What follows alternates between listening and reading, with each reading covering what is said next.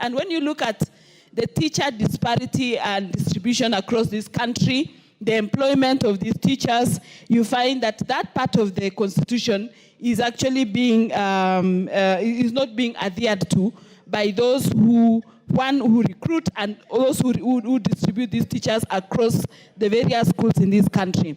I'll give you an example, Honorable Speaker. In the schools in my constituency, especially in the escarpment, because of the very harsh terrain of those particular areas, you find that teachers are rarely posted in those schools, and you'll find even a school having only one TSC teacher against a population of about 300 students. And what parents are left to do is to dig into their pockets and pay BOM teachers to be able to get their learners or their children get education. That is being inequality, because the Kenya government pays for all teachers, and if my school, for example, that has one TSC teacher is being denied access to education and parents have to cough into their pockets, it means it's double jeopardy for these parents. They'll have been taxed, and at the same time they have to go into their pockets to get money to go and pay for teachers who will then teach these children. Again, these teachers who are being hired on BOM,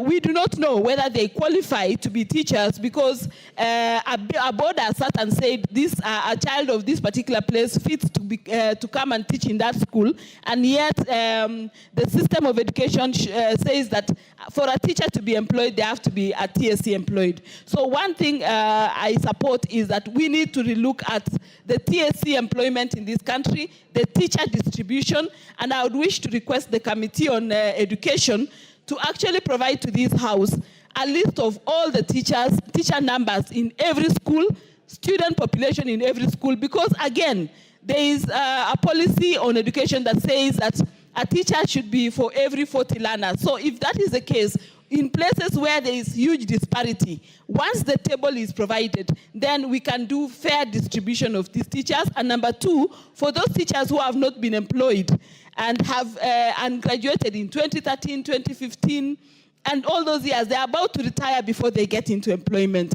If that can also be considered, so that if there is any gap that needs to be filled, then those teachers who graduated much earlier be considered, so that they can be able to fill those gaps, and those schools that are in such places like my escarpment are able to get teachers, and the parents then don't have to go into their pockets. So I totally support the motion, the statement that has been brought by Honorable Bensouda, and we wish that the Committee on Education fast-tracks this process and be able to give us the data, because if you look at those data and those disparities, we'll find that this part of the Constitution, the Article 10, is actually being, is not being adhered to by the Ministry of Education and TSC more specifically, because when they hire teachers, they are not looking at those kind of disparities.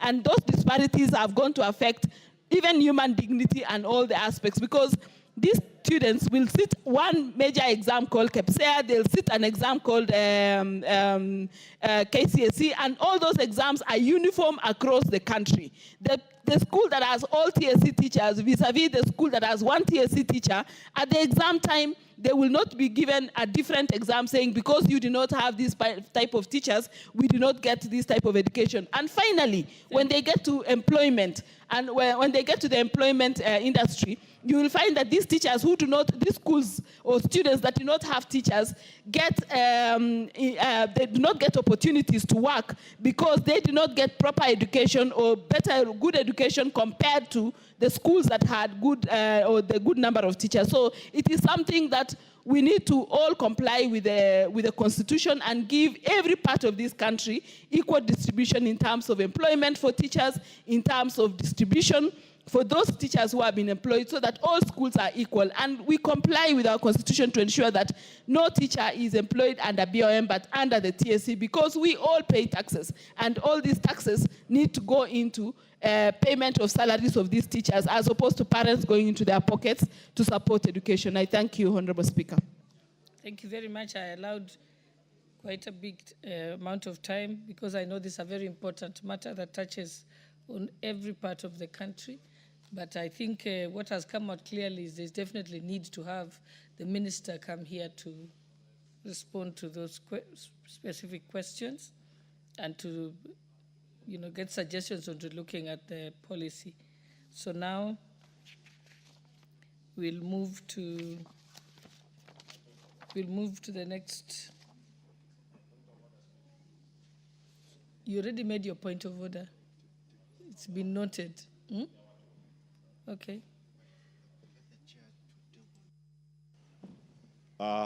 Thank you, Honorable Speaker. Honorable Speaker, I would like to bring to the attention of the House that we've come to the end of Q1 of this financial year. Honorable Speaker, we as members of Parliament will be walking a very tightrope if we do not start speaking now. Honorable Speaker, this Parliament has already passed for gazettement, approved for gazettement, members of CDFCs for various constituencies at a level of 99%. Honorable Speaker, as at today, the NGCDF board is yet to receive the disbursement for Q1 of this financial year. That is equivalent to 19.5 billion. Honorable Speaker, we run a risk of falling onto the trap that is being set. There is a court order that says NGCDF comes to an end 30th June 2026. If by Q1 there is no disbursement, and we know how the government has been disbursing, by Q2, the board will be in arrears of 39 billion. Honorable Speaker, if members of Parliament do not rise up and speak on behalf of the CDFCs to have this money received now so that we beat the deadline of the court order in completing all the projects before May. Because you're raising it as a point of order and it seems to be a substantial point, why don't you raise it as a substantive statement? Honorable Speaker, this afternoon or tomorrow? I think with the leader here, this is something he can pick up without even having, because it's a matter of concern for all 290 constituents, and all members will agree with me. So, Honorable Speaker, we need to get answers when Treasury will start disbursing these funds, because already they are behind by 19.5 billion, and in 6 days' time, they will be behind by 39 billion. Honorable okay, Speaker, so we can tell Honorable Owen, maybe you can have a response in the afternoon. Say this, Honorable Speaker. There are very important points being raised by Honorable Gesairo, and I think it is a concern to all of us because we have a court order, a deadline. No, the question I'm asking, what we need, don't go over the points again. Yes. Simply, I'm requesting you or ruling that you get the answers. Okay. You can get in touch with the National Treasury and the board and then give a response in the afternoon. Much obliged, Honorable Speaker. I'll get in touch with Treasury so that we get a response in the afternoon. I'll do that. Thank you very much. Thank you. Members, next order. Order number 8, the National Police Service Amendment Bill, National Assembly Bill number 39 of 2025. First reading. A bill for an act of Parliament to amend the National Police Service Act. Order number 9, motion. Formulation of a land use policy on zoning of land for agriculture and built development. Mover of the motion, Member for Westlands, Honorable Timothy Wanyonyi.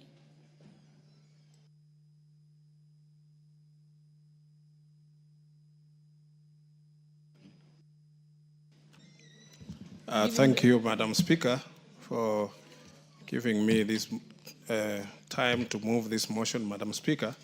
Madam Speaker, I beg to move the following motion, Madam Speaker, that aware that land is a critical but limited factor of protection that supports human habitation and food production. Noting that agriculture is Kenya's main economic mainstay, appreciating that the Central Bank of Kenya, CBK, Monetary Policy Committee Agriculture Sector Survey 2022 estimated the contribution of the agriculture sector to the country's gross domestic product, GDP, to be 22% directly and 27% indirectly through its linkages with other sectors. Further, appreciating that the survey showed that the sector employs over 40% of the Kenya's total population, concerned that in the Land Reform Volume 3 publication, the Kenya Land Alliance land estimated that only 17% of the country's land mass is classified as suitable for rain-fed agriculture land, while the remainder is either semi-arid or arid. Further, concerned that the country's agricultural productivity has been decreasing over the years, cognizant of the fact that the decline in agricultural productivity is partly attributable to the shrinking agricultural land use due to unplanned settlements and encroach on agricultural lands. Further, concerned that agricultural lands in rural areas are continually being subdivided into small portions for build development, thereby diminishing the size of the land available for agriculture. Noting that there is need to put in place measures for effective land use in the country in order to guarantee optimal use of agriculture. Now, therefore, this House resolved that the government, through the Ministry of Lands, Public Works, Housing, Urban Development, puts in place a policy framework for effective land use in rural areas by consolidating and designating zones for build development, for commercial and residential developments with shared public utilities, and separate zones for agricultural use, in order to arrest further diminishing of agricultural land and steady the country's agricultural productivity. Madam Speaker, I beg to move. And Madam Speaker, this is informed by the way the country is progressing, Madam Speaker. We can see that areas that were mainly agricultural and most farms around, Madam Speaker, we've seen how they have been uprooting even coffee and other things, Madam Speaker, and then trying to build houses, Madam Speaker, for residential houses. Madam Speaker, I beg to move this motion that this House, Madam Speaker, sorry, this motion emphasizes the importance of sustainable land use in the environmental conservation as Article 69 of the Constitution of Kenya, which aligns with the objectives of this motion, Madam Speaker. Madam Speaker, I also want to say that lack of clear guidelines in to access land use, the use of land, Madam Speaker, are often recipe to conflict and violence. The motion seeks, Madam Speaker, to prevent land use conflict between agriculture and build-up development zoning land, so that, Madam Speaker, if this policy is put in place, there will be earmarked that there are areas, Madam Speaker, that are designated for agriculture, and they'll never be disturbed, and they'll never be put to any other use other than agricultural use. Madam Speaker, allow me also to observe that there is urgent need to balance economic development with agricultural productivity and environmental sustainability while protecting the country's natural resources and reducing the risk of environmental degradation.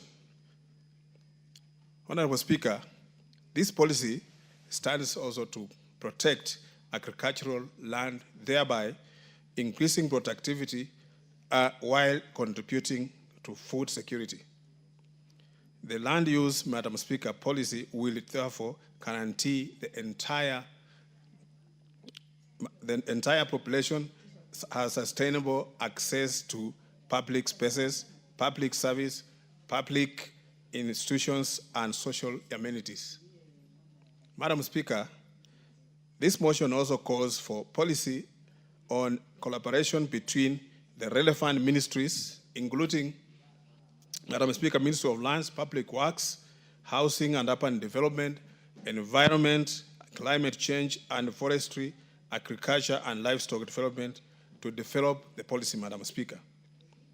Madam Speaker, this motion also loudly calls for engagement with the key stakeholders, including farmers, developers, and local communities to ensure that the policy reflects their needs and aspirations. Land use policy should recognize the resources that are limited. Hence, Madam Speaker, the need to have a long-term vision, but also to prioritize actions to respond to immediate challenges. Madam Speaker, the riparian land and wetlands support water resources to sustain the healthy ecological environment.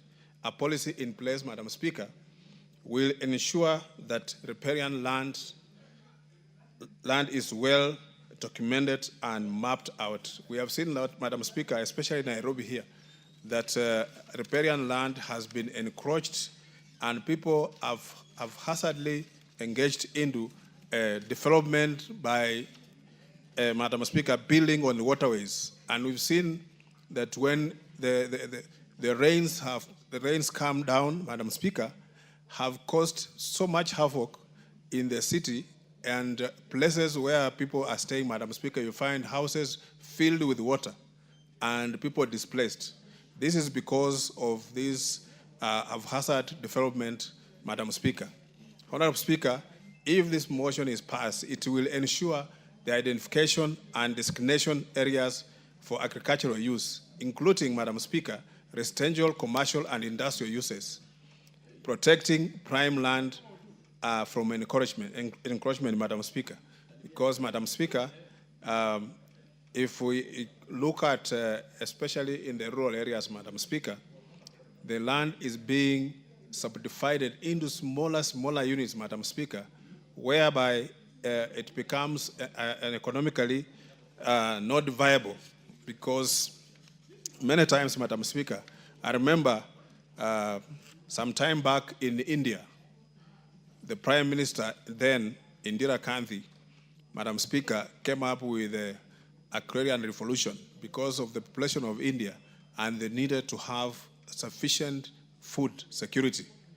She came up with a system of model towns, Madam Speaker, where they moved people from the farms, those small farms, Madam Speaker, to stay in a model town where the government had developed and gave way for the land to be used for agriculture, and some for irrigation, and some, Madam Speaker, which was used for agriculture, and it has secured food security in India. And India, Madam Speaker, can even now feed itself and even export some of the food. And it's not that India is more arable than Kenya, but because of the policy that the government came up with and they secured the food security for the citizens of that country, Madam Speaker. And I believe we can do the same because we have seen countries like Israel, which are virtually a desert, Madam Speaker, but they have made very good use of their land. They have used irrigation and many others and have secured themselves, Madam Speaker, that they don't suffer from any food shortages, Madam Speaker. We've seen in this country, Madam Speaker, the rains, the areas that are rain-fed, agricultural rain-fed. Madam Speaker, the land is being diminished because of these small subdivisions and making the land uneconomical. Honorable Speaker, integrating climate change in the land use and development planning will help identify and map disaster-prone areas, thus promoting land use practices that enhance a climate resilience and reduce effective effects of climate change. A regulation on the same will ensure adequate financial resource allocation for implementation of climate change action plan and related activities. Madam, this is now the in thing across the world, Mr. Speaker, Madam Speaker, because of the climate change, the effect of the climate change, Madam Speaker, is affecting so many things. We've seen that there are reports that the weather patterns have changed, Madam Speaker. The rising of the levels of water in the seas and many other areas, Madam Speaker. And also, you see the weather pattern now that was predictable, now is no longer predictable. You just find sometimes delays in the rains, or rains comes at the time that is not expected and causes a lot of havoc. So when we align this and make this policy to climate change, Madam Speaker, we shall secure ourselves and protect our environment. Honorable Speaker, the enactment of this policy will ensure that the environmental factors such as conservation of natural habitat and water services in the land use planning are considered. Honorable Speaker, the policy will also ensure public participation in the land use planning process to reflect the needs of the farmers and people in the ecosystem.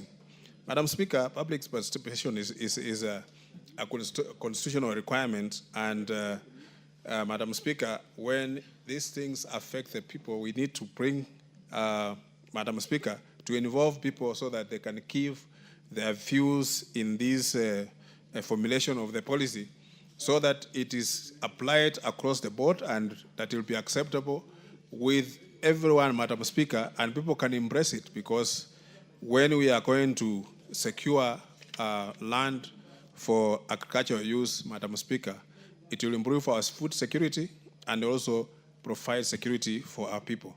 Madam Speaker, I beg to move, and also, Madam Speaker, request the Honorable Julius Sunguli to second. Madam Speaker. Yes, Honorable Sunguli. Yeah, Madam Speaker, I am quite glad to second this important motion by our friend Honorable Tim Wanyonyi, because this motion, the purpose of this motion is actually to urge the government to put in place regulations, guidelines, and strategies to ensure the sustainable use of fertile land, especially that related to farming. Madam Speaker, I must begin by saying that in this country, there is actually no shortage of policy,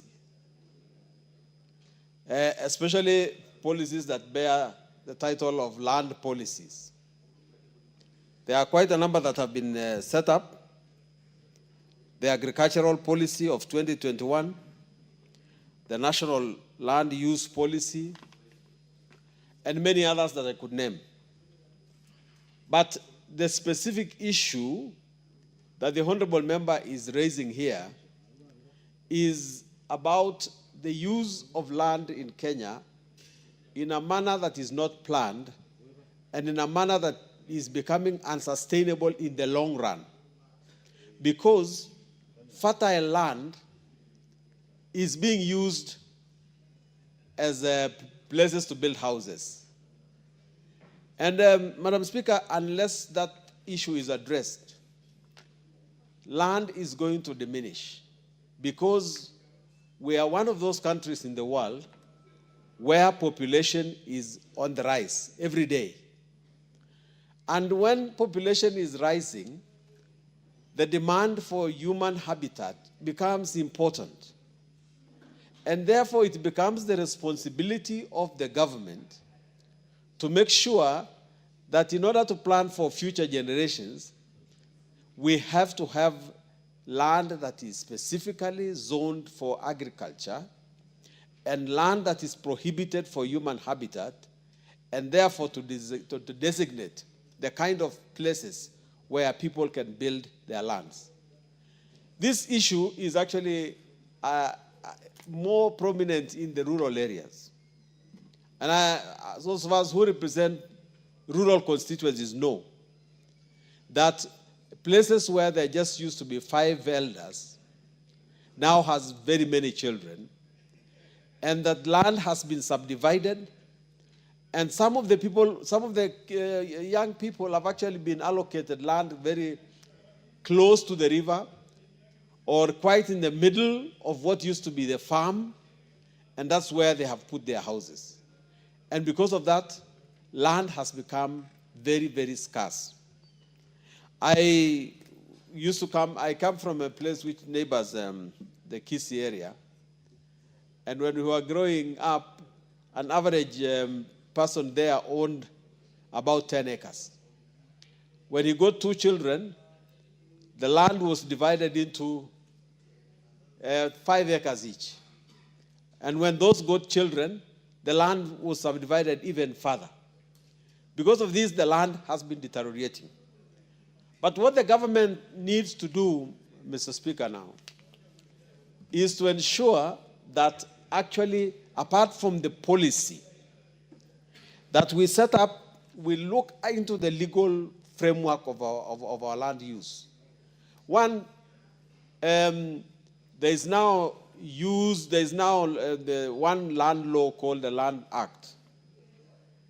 But the title deed that we have there is one that gives you what you call absolute proprietorship. And I can see the honorable member from Murwadigiri is not listening yet, is yet a new lawyer who needs to listen to older lawyers. The title deed that we produce in Kenya is called absolute proprietorship. It therefore gives you absolute power over your land with very, very few restrictions. And unless we temper this absolute proprietorship to make it possible for government to intervene on how you may not use your land, it's going to be a terrible thing, because people are going to do to their land whatever they are going to do with it, and they will not care whether the nation is going to produce food or whether future generations are going to use this land. And apart from just subdivision, there is another enemy of the use of land that is going to make food even less and less sustainable. In the constituency, for instance, that I come from, we have been actually net producers of food. We produce maize, we produce milk, we produce beans, but now there is a new rush to cash crop. And now everybody is growing sugarcane. A few years ago, the GTZ, which was a German company, a German NGO, mapped out the use of land in Transmara and said that this particular piece of land is good for animals. This particular piece of land is good for growing maize. This particular piece of land is good for this and that. Had we followed this blueprint that was placed by the GTZ, we would now be going ahead and producing food much better even than Kitale. But unfortunately, totally unguided, we have now rushed into the temptations of South Nyanza and other places and produce sugarcane, even in areas which are not sugarcane areas. The government must make a policy that will make sure that land is used for its purpose. Because whether we like it or not, if we try to force land to do what it cannot do, we will eventually collapse what it is already doing and collapse its future use. I think it is important that we go there, because you may forgive Kiambu for uprooting the coffee and placing real estate on their land. And that might be beneficial for people like us in the Rift Valley who are now embracing coffee. But if you do not get enough land on which will take over the responsibilities that used to be borne by Kiambu, we are no longer going to be proud as Kenya for being a coffee growing area. So, Mr. Speaker, I wish to urge that the government makes a more serious policy backed by regulations, backed by legislation the policy that is going to make sure that use of land is sustainable for production of food, is sustainable to maintain generations that we have now and generations that will come after us. Mr. Speaker, I beg to second. Thank you. Order, honorable members, I propose the motion that aware that land is a critical but limited factor of production that supports human habitation and food production, noting that agriculture is Kenya's main economic mainstay, appreciating that the Central Bank of Kenya Monetary Policy Committee Agriculture Sector Survey 2022 estimated the contribution of the agriculture sector to the country's gross GDP to be 22% directly and 27% directly through its linkages and other sectors. Further, appreciating that the survey showed that the sector employs over 40% of the Kenya's total population, concerned that in the Land Reform Volume 3 publication, the Kenya Land Alliance land estimated that only 70% of country's land mass is classified as suitable for rain-fed agricultural land, while the remainder is either semi-arid or arid. Further concerned that the country's agricultural productivity has been decreasing over the years.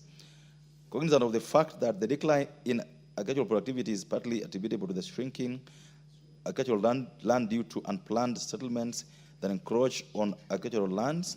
Further concerned that agricultural lands, Further concerned that agricultural lands in rural areas are continually being subdivided into small portions for build development, thereby diminishing the size of the land available for agriculture, noting that there is need to put in place measures for effective land use in the country and in order to guarantee optimal use of agriculture.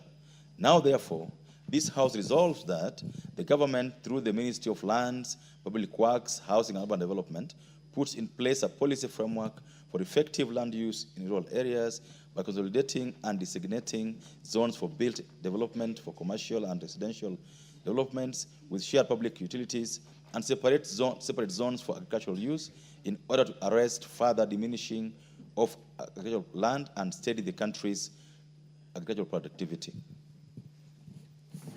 Before I give the first member to contribute on this, join me welcoming students from Fero School, Embakasi Central, Nairobi County. They are seated in the Speaker's Gallery and are welcome to our proceedings this morning. Thank you. The Honorable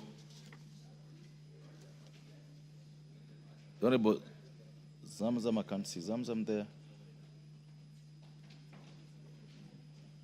The Honorable Andrew Kwome. And before you contribute, the Honorable KJ, I can't see your card, so you have to put a card in there if you want to contribute. Honorable Kwome. Thank you, Mr. Speaker.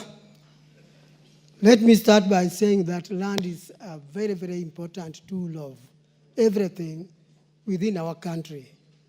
The only unfortunate thing is that it is limited. What we have is what we must use. And in order that we maximize benefit of use of land, we must do what is necessary for maximization.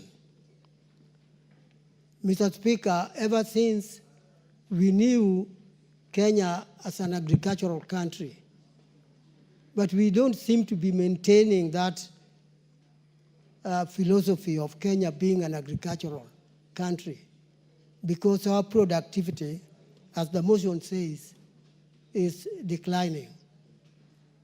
It is important we wake up before it is too late and maximize the use of the land that we have. If I start with agriculture, Mr. Speaker, I must say that we have not taken agriculture as a very, very important, as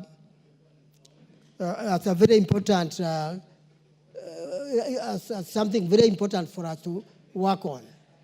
Yet agriculture is responsible for our food, and it is responsible for various other cash earning. If we use our land properly for agriculture, we would be able to have food and also export our agricultural products. That will help our economy at a very high level, and I really appeal that we use all possible methods of improving agriculture. Even training of agriculturalists has gone down. Universities are not training enough number of agriculturists and extension officers, so that the trained staff could go out and help the ordinary people, telling them what to do and how to use their land in order that we can do our maximum. My colleagues have mentioned, and I agree, that sometimes you find a fertile land being used for building houses. And the dry land, if there is any dry area, maybe rocky and whatever, which would have been very useful for building the houses, that kind of piece of land is left lying idle, and people rush for an area which can be used for agriculture. So in zoning that that is in the motion, we could guide people on how they can live, leaving the fertile land for agriculture, and a land which is not very fertile can be used for these other purposes like building houses. Mr. Speaker, I also want to say that on the commercial side, we need to have maybe our shopping centers built in areas which are not extremely productive agriculturally. We can be maximizing the use of our agriculture if we leave, like I said before, fertile land for agriculture and dry land for building these other purposes. If we use our land carefully, it will also help us to give necessary facilities to those who are living in a collective area where you have call it a small residential place. People can be building their houses there, so that if you bring water, the water will cover many people, instead of, like I see in our area particularly, people building their homes scattered all over, making it very difficult for the government to give them necessary facilities. I support the idea that zoning of how we can be able to use our land is very important, and we must do it. It is only unfortunate that this kind of statement is coming late when people have already built beautiful houses out there on land that ought to have been spared for agriculture. Mr. Speaker, I support. Thank you. The Honorable Sarah Korere. Shukrani, Mheshimiwa Spika. Mheshimiwa Spika, ningependa pia kuongeza sauti yangu katika kuchangia hoja hii ya kutaka pahala maalum kutengwa ili kuweza kuzalisha chakula katika nchi hii, na pia pahala maalum pa majengo. Lakini Mheshimiwa Spika, sio pahala pa kuzalisha chakula kwa kilimo peke yake, manake pia ufugaji, Mheshimiwa Spika, ni kiinua uchumi muhimu sana katika nchi hii. Na Mheshimiwa Spika, hivi masiku za karibu tumeona kule kugawanya ardhi vipande vidogo ambaye haitaweza zalisha chakula hata kidogo. Kwetu sisi wafugaji ina hatari kubwa sana kwamba hivi karibuni tutashindwa kufuga, Mheshimiwa Spika. Na ni wazi kabisa na tunajua kwamba katika nchi hii Wakenya wanapenda sana nyama choma. Mheshimiwa Spika, nyama choma inapatikana tu kwa mifugo, ng'ombe, mbuzi, ngamia, kondoo na kadhalika. Na Mheshimiwa Spika, pahala kama vile Laikipia kukigawanywa vipande vya ardhi kwota ekari, Mheshimiwa Spika, ufugaji tunaweka katika hatari kwa siku za nyusoni. Na Mheshimiwa Spika, inataka kabisa turudi kutathmini sheria za ardhi, manake ilivyo sasa ni baadhi ya majimbo machache sana ambaye bado imebaki na ardhi ya umma. Na Mheshimiwa Spika, nitasema tu kwa sababu lazima niseme. Baadhi ya majimbo hayo, ile ardhi ya umma ambaye imebaki katika mikono ya magavana na wengine ambaye tunajua kwamba ardhi imekuwa devolved. Na Mheshimiwa Spika, imekuwa ni kwamba ni kama kuwekea mbuzi fisi wakawachunga. Manake hiyo ardhi imeliwa na wale mabwana. Mheshimiwa Spika, ukitembea jimbo la Laikipia, ni aibu kwamba kuna watu bado wanaitwa masquatter. Watu ambaye wameishi huko kwa miaka na mikaka, karne tangu jadi. Na Mheshimiwa Spika, wakati ardhi ya umma inatwaliwa, unapata wameenda kubeba watu kutoka jimbo jirani kuja kuwapa ardhi wakiitwa wahisani sijui waekezaji, na jina wekezaji ama kwa kimombo investors imekuwa ni jina ya kuiba ardhi ya umma. Kwa hivyo Mheshimiwa Spika, aliyewasilisha hoja hii ni hoja muhimu sana, na nafikiri hatujachelewa sana. Inataka tudhathmini tena sheria za ardhi, manake tusipofanya hivyo, ardhi ni mojawapo ya sehemu muhimu sana ambayo hata inalete vita vya jamii kwa jamii, kwa sababu ya wale ambaye hawana ardhi kuona kwa kijisho wale ambayo wamekuja kunyakua ardhi yao. Kwa hivyo Mheshimiwa, naunga hoja hii mkono na nampongeza aliyewasilisha. Asante. Mheshimiwa John Kiarie.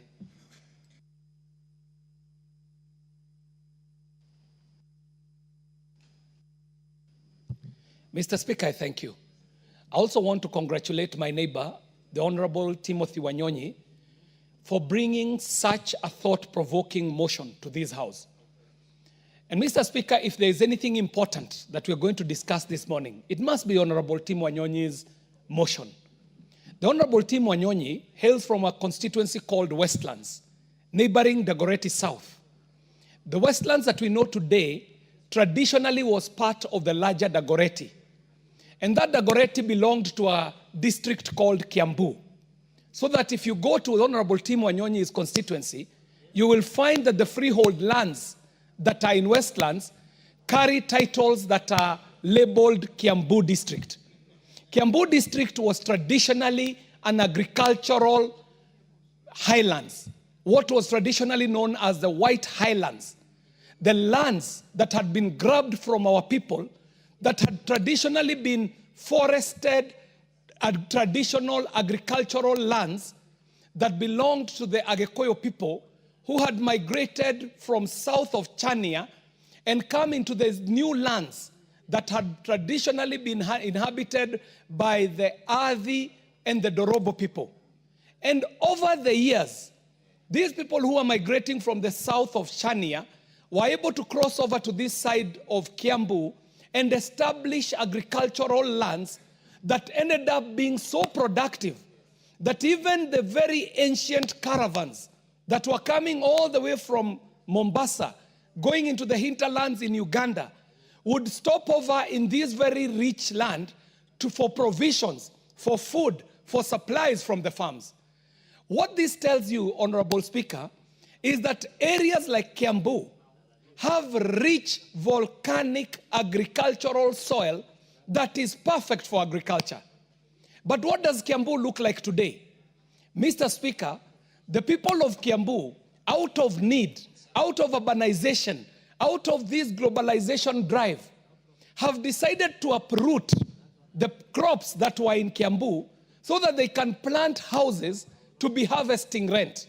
Today as we speak, places like Kiambu, the land there, the shambas, are not anything bigger than the size of a handkerchief, Mr. Speaker. To the extent that what is left for arable agricultural land is reducing by the day. Cultures are changing, Mr. Speaker. The Agikuyu people traditionally never used to bury. They used to do something called escorting. When someone got sick, you would be escorted to the forest, and if you make it, you would come back. If you don't make it, well, the hyenas will dispose of your remains in the forest.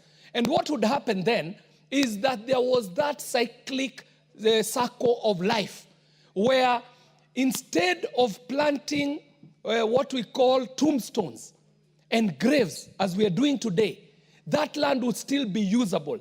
But today, if you go to a place like Kiambu, Mr. Speaker, you will find someone with a plot of land, 1/8 of an acre. They have their house there. But even more so, they have buried their forebearers, their grandfathers and their grandfathers' grandfathers, all in marked graves. So that in that one piece of acre, 1/8 piece of land, there is a house, there is a cemetery, a family cemetery, and very little is left for agricultural land. What the Honorable Tim Wanyonyi is asking us to do here today is to rationalize this very scarce resource called land. We have seen places, Mr. Speaker, where they're serious about agriculture. Places like Holland, Canada, Australia, where they have demarcated their lands for agriculture and organized their people into living areas where individuals are able, and families and communities are able to live in a designed area of land where they leave so much land for farming and for production. Mr. Speaker, if Kenya continues in the way that we are continuing, two things are going to happen. One, we are going to get rid of all arable agricultural land, meaning that we will have to be importing food. And secondly, Mr. Speaker, we are going to give rise to ghettos, informal living, where we are now starting to speak about issues of national security, where we confine our people to informal settlements that are not provided for in terms of urban planning, resourcing for water, for electricity, and all these other social goods. So, Mr. Speaker, I rise to support the Honorable Tim Wanyonyi, and I am praying that his motion on the formulation of a land use policy on zoning of land for agricultural and built development is going to be escalated to a piece of legislation which we are able to push. And Mr. Speaker, for us to get this legislation, we must also urge the executive to come up with a policy, Mr. Speaker, so that we are not doing legislation before the policy. So, Mr. Speaker, I have to say that Honorable Tim Wanyonyi has pricked us at a time when, if we do not make changes and keep kicking the can down the road, the dangers are clear. Mr. Speaker, our country is a net importer.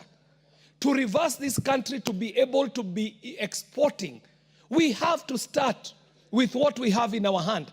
And what we have is agriculture, Mr. Speaker. We must consider how our agriculture is going to be meaningful, not only for food production, but also for value addition. If we start doing value addition to our agricultural produce, Mr. Speaker, then we start walking on our way towards industrialization, and then we can achieve the aspirations that we seek as a country to become a middle-income earning country, even as was projected by Vision 2030. Mr. Speaker, I want to decry the move that we have taken in terms of our attachment to land, Mr. Speaker. Our attachment to land is so emotive to a point when land issues come up, we throw out reason out of the window. But what this motion is calling us to do, Mr. Speaker, is to consider that Kenya today has a population of 50+ million Kenyans. These 50+ million Kenyans need places to live, But for them to live the quality of life we would want them to live, they will also need land for farming, for agriculture, for crop growing, and for animal husbandry. For us to be able to do that, we cannot continue in the haphazard manner of development that we have adopted. Mr. Speaker, the Honorable John Angeno is here, chairing a committee on housing and land and infrastructure. And what has happened in the last 3 years, Mr. Speaker, is to be celebrated in terms of the drive on affordable housing. Mr. Speaker, the model that has been brought forth by the affordable housing and the work that this committee did to make sure that this affordable housing is a reality is the way to go, Mr. Speaker, where Kenyans can agree that we shall set aside land for construction and built environment development, and we shall have land set aside for agriculture and for farming. Mr. Speaker, the housing drive, if you look at what has happened in the last 3 years, is not only dignifying the life of Kenyans, but it is also giving us an idea on how urban land life can be planned. Mr. Speaker, I had the opportunity to join the Honorable John Angeno when the Mukuru slums were being, the people from the Mukuru slums were being issued with their keys to come into the new affordable housing in Mukuru, Mr. Speaker. And what I saw, Mr. Speaker, is phenomenal. That people who had spread out in a ghetto, in land innumerable, were able to be planned into these buildings that have good living, good amenities, good social goods provided, all the way from water to electricity to connectivity to Wi-Fi and so on. So, Mr. Speaker, what we are speaking about here today is not just theory. Kenya itself has demonstrated through affordable housing that if we put our mind to it, we can have good land set aside and zoned for agriculture, and we can have land set aside for built development. Mr. Speaker, I stand to support and I congratulate my neighbor, Honorable Tim Wanyonyi. Thank you for pricking our conscience. This is the line that country should take towards demarcating land for built environment and land for agriculture. I thank you and I support this motion. Thank you very much. Well said. Before the member for Murwa Dikir contributes, join me in welcoming students from Lukenya Academy, Mavoko constituency, Machakos County. They are sitting in the speakers gallery with students also from Royal Brains School, Kiambaa constituency, Kiambu County. They are all welcome for the proceedings this morning and to the Houses of Parliament. The Honorable John Angeno. Thank you, Mr. Speaker. On behalf of members of this House, Mr. Speaker, I wish also to welcome the students from various schools to this august house. And my plea to all of them is that discipline is the most fundamental item in our institutions. Just a few days, we have had incidences of students burning dormitories and classrooms. I wish to urge the students who are before this house today that the properties that are being destroyed belongs to you, belongs to your parents, belong to the society. So please, we urge you to be disciplined, and that is why you have also gotten the opportunity to come to this National Assembly. Mr. Speaker, I wish also to weigh in on this issue of land. And Mr. Speaker, on independence.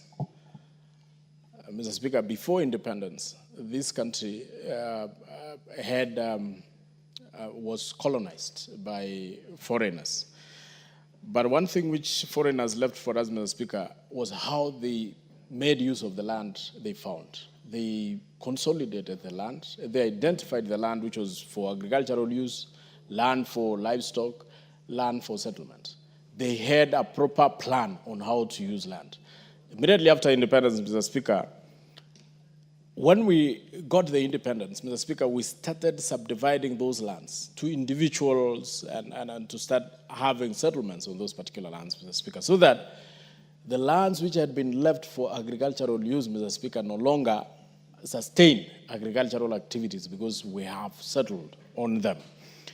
Mr. Speaker, during the 2010 constitutional making process, Mr. Speaker, the major issue, actually the major debate which arose in that process of constitutional making process, Mr. Speaker, was land amalgamation. It was a question of how do we consolidate land so that we can have land for settlement and have land for agricultural use and land for development in matters of if it is an urban area. Mr. Speaker, it was a very heated debate, and many of us actually indulged in the fact that this constitution is not a good constitution because it may take land away from us, which actually, Mr. Speaker, later on we came to learn that it was a good idea, and that is why it was in article. It is actually put in Article 66, the matter to do with land use, planning of how to use land. Mr. Speaker, it is now that we are realizing, and I want to thank the member for bringing this motion before this House, and I will wish the member for Westlands. The member for Westlands. Yes. And I will wish the member for Westlands introduce it as an amendment, because, Mr. Speaker, the Constitution under Article 66 states that Parliament shall enact a legislation. Parliament, that is Article 66(2). Parliament shall enact a legislation ensuring that investment in property benefits local communities and their economics. Mr. Speaker, this one is based on the regulation of land use and property. Mr. Speaker, if this Parliament has the jurisdiction to ensure that we introduce the regulations and an amendment or a legislation, that would ensure how land is going to be used, so that we do not just debate it as a motion, leave it here, and go home. Mr. Speaker, under that same Article 66, regulation of land use and property, it states in 66(1), the state may regulate the use of land, or any interest in or right over any land in the interest of defense, public safety, public order, public morality, public health, or land use planning. Mr. Speaker, that is a part which I think this constitution was trying to address, that we need to address how to use our land. The land has been subdivided. Many areas, Mr. Speaker, very arable areas, areas which agriculturally are viable for agriculture use, Mr. Speaker, has been used for settlement. I wish we do this particular legislation that would allow the government to regulate how land is going to be subdivided, so that the remaining land, Mr. Speaker, which we think is good for agriculture, can now be protected for agriculture. The land that is good for settlement, we protect it for settlement. Mr. Speaker, last, the State Department, and this is through the President himself, he introduced the affordable housing program in the country, Mr. Speaker. The introduction of this affordable housing program, Mr. Speaker, was to ensure that apart from settling those who are living in slums, apart from also giving homes to those who do not have homes, Mr. Speaker, the most fundamental idea of this housing program, Mr. Speaker, was to ensure that we move the people to live in urban areas so that we can leave areas that we think are arable and good for agricultural use to be used for agricultural use. Mr. Speaker, because we need food. Food security in this country is still at 20%. Mr. Speaker, we are not food secure just because we do not have land to till. Most of the land has been used for settlement. So, Mr. Speaker, with the introduction, and I want to thank the President for introducing this particular vital element in our society, that let us build homes for our people, and then our people should now move to those particular homes and leave the land to be tilled or to be used for agricultural use. Mr. Speaker, on that note, Mr. Speaker, and we have seen so many areas, Mr. Speaker, which have exercised the same wisdom. Countries like US, UK, Russia, and so many other countries, Mr. Speaker, they actually put people in one settlement area and leave the rest of the land to be tilled, either by the government or by the people themselves. Mr. Speaker, if we were to follow the same concept, Mr. Speaker, our country can be food secure. We can have proper land that can be used for tilling, for agricultural use, for livestock keeping, and many other activities, Mr. Speaker. So I wish to support the member for introducing this particular motion. And I wish to say, Mr. Speaker, as we are building homes, Mr. Speaker, let us also give support to these, to the construction of homes. Let us give support to the president.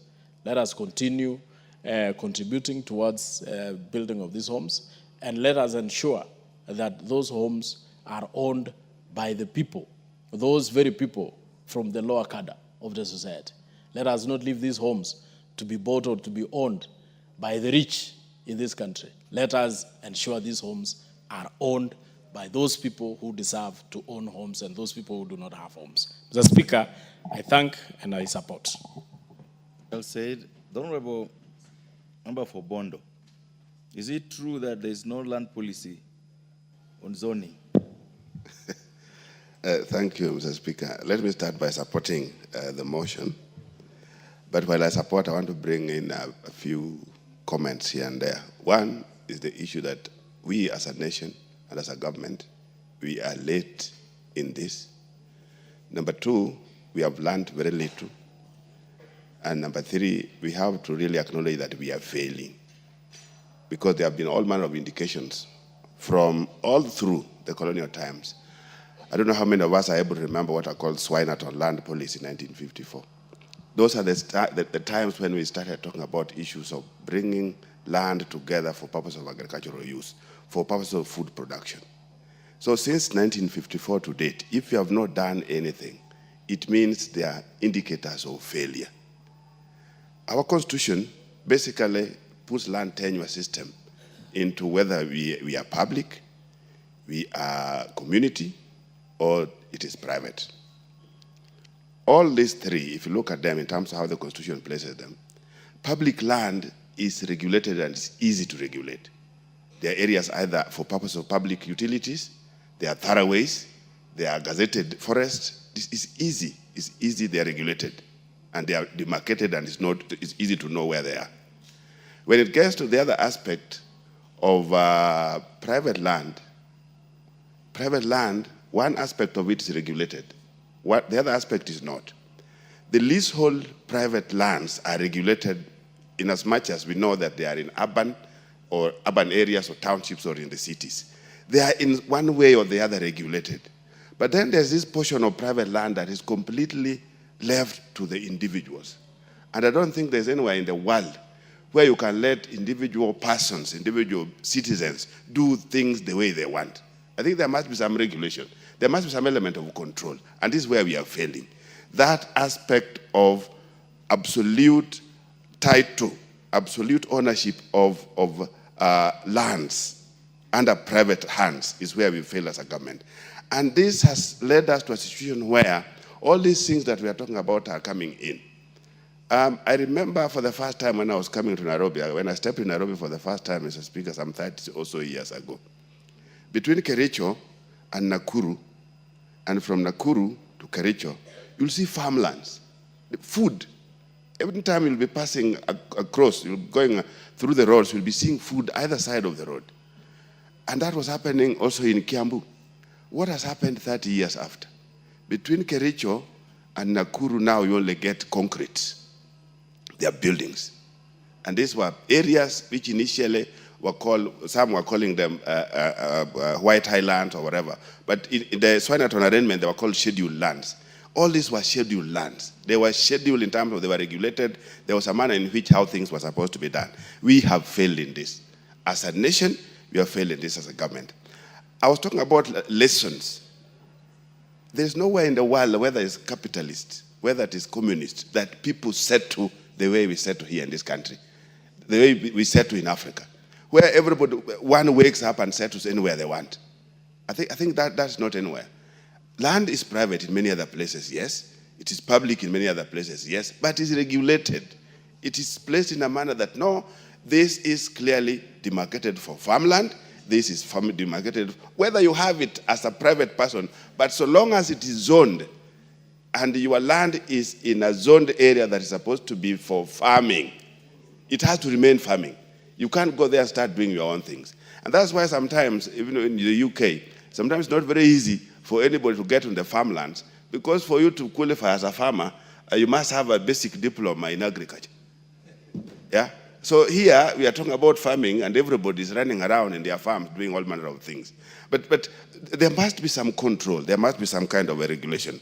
Mr. Speaker, when we get to a situation where we have to import food, I think it's good to look for aid in any manner. Look for food, look for support on all manner of different things. But immediately you go begging for food, I think there must be something that is very wrong. And that's the situation we are getting into from time to time. It's a clear mark that in the last 3 years or two, there's been quite a bit of support in terms of the agricultural sector. And particularly this year and last year, I think there's quite a bit of production. But this may not be permanent. This is being facilitated by different things other than land. It has been facilitated by the support of the government in terms of subsidies. It was not subsidy on land. Land, we keep subdividing it. And even when we'll be going ahead and looking for issues of how to subsidize farmers, you'll only be subsidizing them, but the land sizes are getting smaller, so that by the end of the day, even when you subsidize, subsidy will not make sense. So Mr. Speaker, I think this is an area, and of course, immediately you keep subdividing land. The basic agriculture, the agriculture 4K club of class 3, class 4, immediately you keep subdividing. You can't even rotate your crops. You can't do basic things that are required in agriculture, Mr. Speaker. So I think as a country and as a government, it is high time we got back to see exactly how to deal with what we call absolute land holdings in this country, because this is where the mess is. And if you don't do it, we are headed to a direction that is not sustainable. We are going to be staring at hunger. We are going to be staring at a situation where we have to be importing food from time to time, Mr. Speaker. It's important that the government learns, if they have not learned this before, that somebody steps up. Chair Housing has alluded to this. And I think it's important that somebody takes care of, particularly the ministry, so that we come up with a proper legislation, not even an amendment as you are suggesting, a proper legislation in terms of issues to do with land use. What the government is doing in terms of affordable housing is a good answer to very many of these things. But to what extent will it be realized in terms of how they spread out? You know, the people in the rural areas, some of them are still thinking that, no, this is not meant for us. But the idea is, can we move to where we can settle in some kind of community? Then we leave the rest of the land for other useful economic purposes. So, Mr. Speaker, I really think that something must be done, and it has to start from the ministry. So that a proper legislation is brought and followed by a proper regulation, so that we see how to regulate, particularly private lands that are under absolute ownership. Thank you, Mr. Speaker. Well said. The member for Kandui, Honorable John Makali. Thank you, Honorable Speaker, for the opportunity to also weigh in on this motion. At the outset, let me thank my colleague and member for Westlands, Honorable Tim Wanyonyi, for bringing this motion. Mr. Speaker, it is not denied that land is such a critical and valued asset in our communities. It is not also denied that at the moment where we are, we have a lot of problems touching on how we use our land.